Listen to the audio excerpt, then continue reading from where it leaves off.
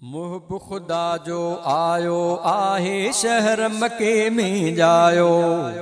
मुहब खुदा जो आयो आहे शहर मके में जायो।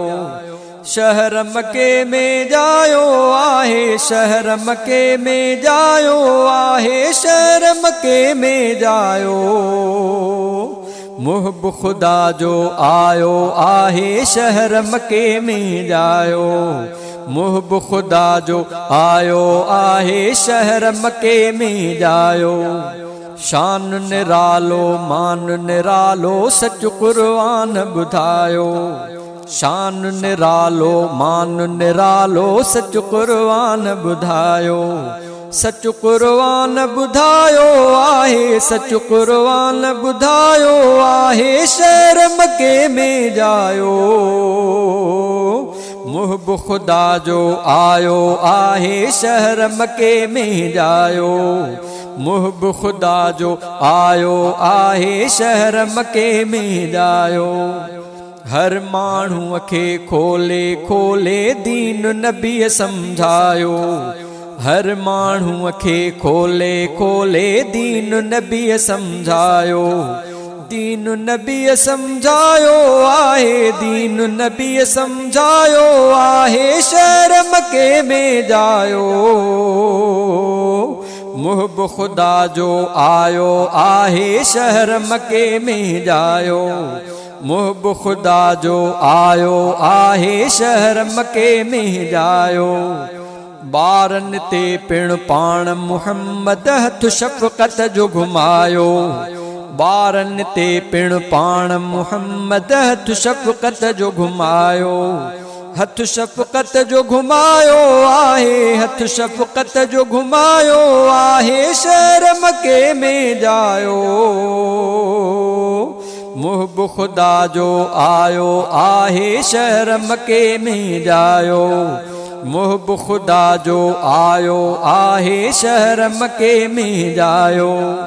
सारी दुनिया के रहमत सां पाण पिरीअ महकायो।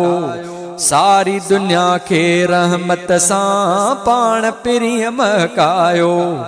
पाण पिरीअ महकायो आहे पाण पिरीअ महकायो आहे शहर मके में जायो। मुहब खुदा जो आयो आहे शहर मके में जायो। मुहब खुदा जो आयो आहे शहर मके में जायो। पाण घुराए अर्श मुअल्ला प्रभ में राज करायो। पाण घुराए अर्श मुअल्ला रब में राज करायो। रब में राज करायो आहे रब में राज करायो आहे शहर मके में जायो। मुहब खुदा जो आयो आहे शहर मके में जायो। मुहब खुदा जो आयो आहे शहर मके में जायो।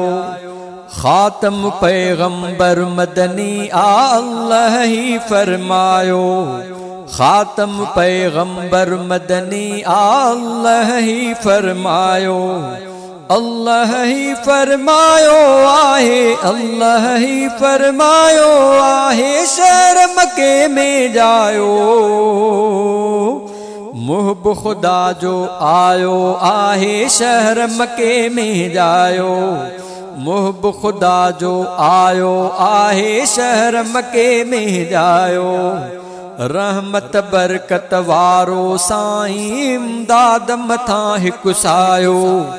रहमत बरकत वारो साईं इमदाद मथां हिकु सायो। इमदाद मथां हिकु सायो आहे इमदाद मथां हिकु सायो आहे शहर मके में जायो।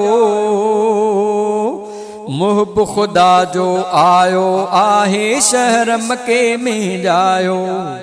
मुहब खुदा जो आयो आहे शहर मके में जायो। शहर मके में जायो आहे शहर मके में जायो आहे शहर मके में जायो। मुहब खुदा जो आयो आहे शहर मके में जायो। मुहब खुदा जो आयो आहे शहर मके में जायो। मुहब खुदा जो आयो आहे शहर मके में